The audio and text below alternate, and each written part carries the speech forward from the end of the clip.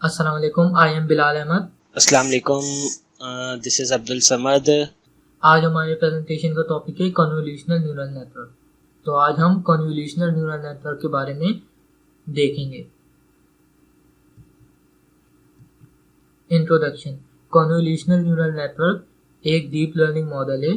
तो हमें सबसे पहले कन्वोल्यूशनल न्यूरल नेटवर्क को समझने के लिए हमें डीप लर्निंग का पता होना चाहिए कि डीप लर्निंग क्या है। नेक्स्ट, अगर हम डीप लर्निंग की बात करें तो जो हमारी डीप लर्निंग है वो बेसिकली मशीन लर्निंग का ही एक सबसेट है। तो सबसे पहले हमें मशीन लर्निंग को समझना पड़ेगा, बेसिकली मशीन लर्निंग क्या है। तो ये जो हमारी प्रेजेंटेशन है इसके अंदर हम यही डिस्कस करेंगे और अंडरस्टैंड करेंगे deep learning model convolutional neural network CNN। Machine learning, तो बेसिकली जो मशीन लर्निंग टर्म है उससे हम अंडरस्टैंड कर सकते हैं कि कोई भी ऐसी चीज़ जो किसी तरह रिलेटेड हो मशीन की लर्निंग से। तो बेसिकली मशीन लर्निंग में हम मशीन को लर्निंग सिखाते हैं। जिस तरह हम ह्यूमन कोई भी हम डिसीजन अगर लेते हैं तो हमारे पास उसकी नॉलेज होती है, उसकी बेस पे हम कोई फैसला या डिसीजन लेते हैं। तो यही सेम चीज़ अगर हम ये मशीन के अंदर कैपेबिलिटी दे दें कि वो उसको हम लर्न करवाएं, उसको एक्सपीरियंस दें, डेटा दें और वो उन डेटा को एनालाइज करके उसकी बेसिस पे कोई डिसीजन ले या कोई आउटकम दे, तो उसको हम मशीन लर्निंग अप्रोच कहते हैं। जिस तरह हम अपनी बात करें तो हमारे पास जो भी डेटा होता है, हमारा जितना भी नॉलेज होता है, उसकी बेस के ऊपर हम उतना अच्छा डिसीजन मेकिंग करते हैं। सिमिलरली मशीन को लर्न कराने के लिए भी हमें उसको कुछ नॉलेज देना पड़ता है जिसको हम डेटा कहते हैं। तो बेसिकली मशीन लर्निंग में हम मशीन को डेटा प्रोवाइड करते हैं जिसको हम डेटा सेट बोलते हैं, और ये डेटा सेट हम इसको डिस्ट्रीब्यूट कर देते हैं टेस्ट और ट्रेन में। ट्रेन हमारा वाला डेटा होता है जिसपे हमने मशीन को ट्रेन करना है। फॉर एग्जाम्पल हमारे पास 100 का डेटा था, तो हमने 70 जो थे वो हमने ट्रेन में कर दिए और जो 30 थे वो हमने टेस्ट में। तो बेसिकली जो हमारा ट्रेन डेटा सेट होता है उसके ज़रिए हम मशीन को ट्रेन करते हैं। तो जो मशीन लर्निंग है इसके अंदर हम जितना भी मशीन को ट्रेन करेंगे या फीचर एक्सट्रैक्ट करेंगे वो सब हमारा मैनुअली होता है।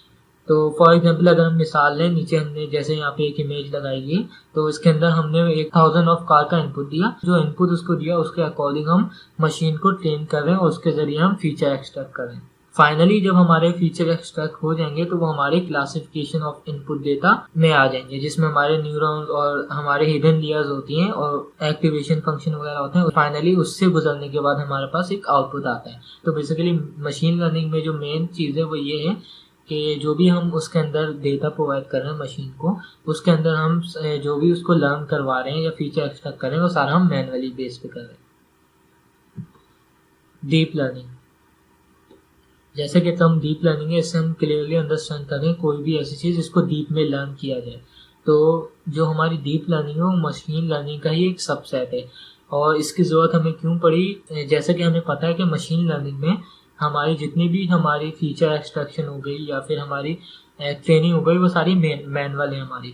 तो अगर हम बात करें कि हमारे पास मिलियंस ऑफ डेटा है, तो उसको हम अगर ट्रेनिंग पे आए तो वो हमें बहुत ही कॉम्प्लेक्स हो जाता है। या अगर हम बात करें फॉर एग्जांपल हमारे पास इमेजेस हैं और हमें इमेजेस की फीचर एक्सट्रैक्ट करनी है, और एक इमेज हमें पता है जैसे कि 1000 और मिलियंस ऑफ पिक्सल्स होते हैं, तो अगर हम एक एक पिक्सल को मैनुअली हम फीचर एक्सट्रैक्ट करें तो वो बहुत ज़्यादा लेंथी प्रोसेस हो जाता है। तो उसी वजह से हमारी डीप लर्निंग की फील्ड आई, जिसके जरिए जो हमारी फीचर एक्सट्रैक्शन थी और क्लासिफिकेशन थी वो ऑटोमेटिक हो गई। तो सिमिलरली इस जो डीप लर्निंग होती है इसके अंदर भी हमारे पास एक डेटा सेट होता है जिसको हम ट्रेन और टेस्ट में डिवाइड करते हैं। उसके बाद जो ट्रेन वाला डेटा सेट उस पर हम मशीन को ट्रेन करते हैं और फाइनली जब वो ट्रेन हो जाती है तो फिर हम उसको टेस्ट वाले डेटा सेट पे टेस्ट करते हैं। बस यहाँ पे जो सिंपली सा जो यहाँ पे major difference between machine learning और डीप लर्निंग में है वो ये है कि मशीन लर्निंग में है वो हम फीचर एक्सट्रैक्शन और जो हम उसको लर्न करवा रहे हैं और क्लासिफिकेशन है उसकी वो हम मैनुअल बेस पे करते हैं, जबकि डीप लर्निंग में ये हमारी ऑटोमेटिक बेस पे होती है। Now I will discuss about the convolution neural network. A convolution neural network is a feed-forward neural network that is generally used to analyze visual images by processing data with the grid-like topology. CNNs are a class of deep neural networks that can recognize and classify particular features from images and are widely used for analyzing visual images. Basically, The term convolution in CNN denotes the mathematical function of convolution, which is a special kind of linear operation within two functions are multiplied to produce a third function, which expresses how the shape of one function is modified by the other.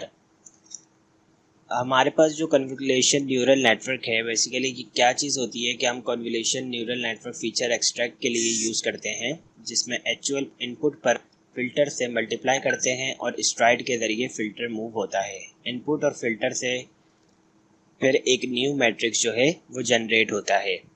In simple terms, two images which can be represented as matrices are multiplied to give in an output that is used to extract features from the image. And this is the history of convolutional neural networks, also called ConvNets, were first introduced in 1980 में येन लिकॉन ने इसको introduce कराया था, post doctoral computer science researcher. Like these are the history of the CNN convolutional neural networks. Convolutional architecture, जो हमारा convolutional neural network है, जो उसके टू मेजर पार्ट हैं आर्किटेक्चर। नंबर 1 ये कि जो कन्वोल्यूशनल टूल है वो सबसे पहले जो है separate identifies the various feature of image for analyse in the process called feature extraction. तो सबसे पहले जो हमारा कन्वोल्यूशनल आर्किटेक्चर का सबसे मेन पार्ट है वो ये है कि फीचर एक्सट्रैक्ट करना। जैसे कि हमने यहाँ पे डायग्राम में शो हो रहा है कि हमने जैसे भी हमने मशीन को इनपुट दिया, तो जो हमने वो इनपुट दिया है उसके बाद हमने उससे फीचर एक्सट्रैक्ट करने हैं, मतलब जो उसकी नल्स वैल्यू है या इररेलेवेंट डेटा है उसको हमने निकाल देना है फिर उसके बाद जो हमारा यूजफुल डेटा है उस पर हमने मशीन को ट्रेन करना है। तो सबसे पहले जो हमारा कन्वोल्यूशनल न्यूरल नेटवर्क का आर्किटेक्चर है उसके अंदर हमारा फीचर एक्सट्रैक्शन आता है। सेकेंडली जो हमारा मेन पार्ट है वो है हमारा फुली कनेक्टेड लेयर। डायग्राम में शो हो रहा है जो हमारा फीचर एक्सट्रैक्शन है उसमें हमारी 3 कैटेगरीज आ रही है, इनपुट, कन्वोल्यूशनल और पुलिंग। अब जब हमारा जो भी हम इनको न्यूरल नेटवर्क को हम इनपुट दे रहे हैं उसमें वेट्स आ गए, बायस आ गई, उसके बाद जो हमने कन्वोल्यूशनल में फीचर एक्सट्रैक्ट किए वो वाला पार्ट आ गया, उसके बाद पूलिंग लेयर तक, यहाँ तक हमारे फीचर एक्सट्रैक्शन का पार्ट है। इससे आगे जो हमारी फुली कनेक्टेड लेयर है, हमारे एक्टिवेशन फंक्शन होते हैं और न्यूरॉन्स वगैरह की क्लासिफिकेशन होती है, तो वो हमारा फुली कनेक्टेड लेयर में आता है। And now convolutional neural network, जैसे हमने ऊपर बात की कि इनपुट और फिल्टर से फिर एक न्यू मैट्रिक्स जनरेट होता है। ये यही कह रहे हैं कि convolutional layer act as a feature extractor that extract features of the input such as edges, corners and and points, and in this layer the mathematical operation of convolution is performed between the input image and a filter of a particular size m multiplied by m. By sliding the filter over the input image according to the stride, the dot product is taken between the filter and the parts of the input image with respect to the size of the filter m multiplied by m, जिस तरीके से इस picture में हमने इसको दिखाया हुआ है।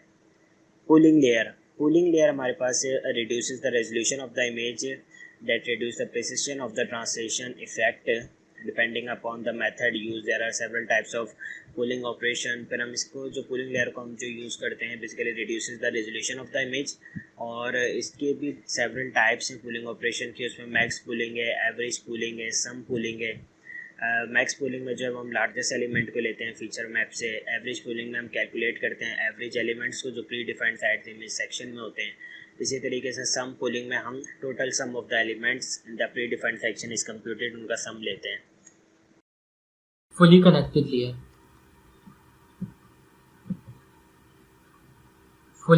लेयर, जैसे कि हमने पीछे बात की थी कि fully connected layer CNN architecture का एक बहुत इंपॉर्टेंट फेज है। तो बेसिकली फुली कनेक्टेड लेयर में हमारे पास वेव्स होते हैं और बायसेस होती हैं, उसके साथ साथ हमारे पास न्यूरॉन्स होते हैं जो कि कनेक्टेड होते हैं नेक्स्ट न्यूरॉन से बिटवीन द डिफरेंट लेयर। अब जो यहाँ पे डिफरेंट लेयर की बात हो रही है वो डिफरेंट लेयर हमारी हिडन लेयर्स होती हैं जिसके अंदर हमारे बहुत सारे न्यूरॉन्स होते हैं।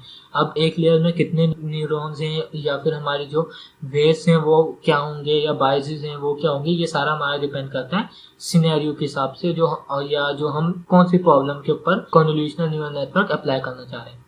वेव्स हमारे इनिशियल गैसेस होते हैं जो कि हम खुद असाइन करते हैं और उसके बाद हम उसकी एक्यूरेसी चेक करते हैं और उसका रिजल्ट चेक करते हैं और साथ ही हम उसका एरर चेक करते हैं। तो अब जो ये एरर है वो हमारा डिपेंड करता है कि हम कौन से प्रॉब्लम के हिसाब से वर्क कर रहे हैं। कुछ हमारे प्रोजेक्ट्स ऐसे होते हैं जिसके अंदर हमें हाई एक्यूरेसी चाहिए होती है, टाइम का इतना इशू नहीं होता, जबकि कुछ हमारे प्रोजेक्ट ऐसे होते हैं जिसमें हमें एक्यूरेसी इतनी ज़्यादा इम्पोर्टेंट नहीं होती, जबकि हमारा टाइम बहुत ज़्यादा उसमें इम्पोर्टेंट होता है। तो उसकी बेस पे हम रेस और बाइस वगैरह हम उसको असाइन करते हैं। Now further, dropout. Dropout basically usually when all the features are connected to the FC layer, it can cause overfitting in the training data set. जब तमाम फीचर्स फुली कनेक्टेड लेयर से कनेक्ट होते हैं तो overfitting का issue हो जाता है ट्रेनिंग डेटा सेट में। तो इस प्रॉब्लम को डील करने के लिए ड्रॉप आउट यूज़ करते हैं। To overcome this problem, a dropout layer is utilized wherein a few neurons are dropped from the neural network during training process resolution and reduced size of the model. Activation function, तो जैसे कि हमने पीछे बात की थी कि हमारी जो हिडन लेयर है उसके बाद हमारे एक्टिवेशन फंक्शन आते हैं। तो ये जो एक्टिवेशन फंक्शन है ये कन्वोल्यूशनल न्यूरल नेटवर्क के एक बहुत ही इंपॉर्टेंट पैरामीटर्स होते हैं। तो ये जो हमारे एक्टिवेशन फंक्शन होते हैं तो वो हम यूज़ करते हैं लर्न करने के लिए approximate any kind of continuous और and complex relationship between variable of the network. तो जो भी हमारा डेटा आ रहा है, जो भी हमने फुली कनेक्टेड लेयर से हमारा आउटपुट आ रहा है, उस पर जो हमारे रिलेशनशिप बन रही है या कंटिन्यूस है या कॉम्प्लेक्स रिलेशनशिप है या जो वेरिएबल है उससे डील करने के लिए हम एक्टिवेशन फंक्शन यूज़ करते हैं। इन सिंपल वर्ड अगर हम कहें तो जो एक्टिवेशन फंक्शन है ये डिसाइड करते हैं जो इन्फॉर्मेशन हमारी जो हमने मॉडल को दी है वो किस डायरेक्शन में जा रही है, वो आइदर फॉरवर्ड डायरेक्शन में जा रही है या फिर वो एंड टू द नेटवर्क जा रही है। सेकंड, जो हम एक्टिवेशन फंक्शन की बात करें तो ये जो हमारा एक्टिवेशन फंक्शन है वो नॉन लीनियरिटी हमारे नेटवर्क में ऐड कर देता है। अगर हम एक्टिवेशन फंक्शन की बात करें तो हमारे पास बहुत सारे एक्टिवेशन फंक्शन है जो कि लाइक हमारे पास रेलू है, सॉफ्टमैक है, सिग्मॉइड है, 10H है, और भी हमारे पास बहुत सारे हमारे पास एक्टिवेशन फंक्शन है और हर एक्टिवेशन फंक्शन की अपनी लिमिट है, जैसा कि हमने यहाँ पे इमेज में शो किया हुआ है इनके ग्राफ से। And finally the conclusion of the CNN, basically हमने जो कोशिश करी है एक प्रेजेंटेशन में न्यूरल नेटवर्क के मेन कॉन्सेप्ट को एक्सप्लेन करने की हमने कोशिश की है। We try to explain the main concept behind convolutional neural networks in simple terms. There are several details you can learn और study in depth free on internet. आप इससे भी ज़्यादा जो है इंटरनेट पे इसको लर्न कर सकते हैं, स्टडी कर सकते हैं। And hopefully this presentation gave you some intuition around how CNN work. Thank you so much. Thank you very much.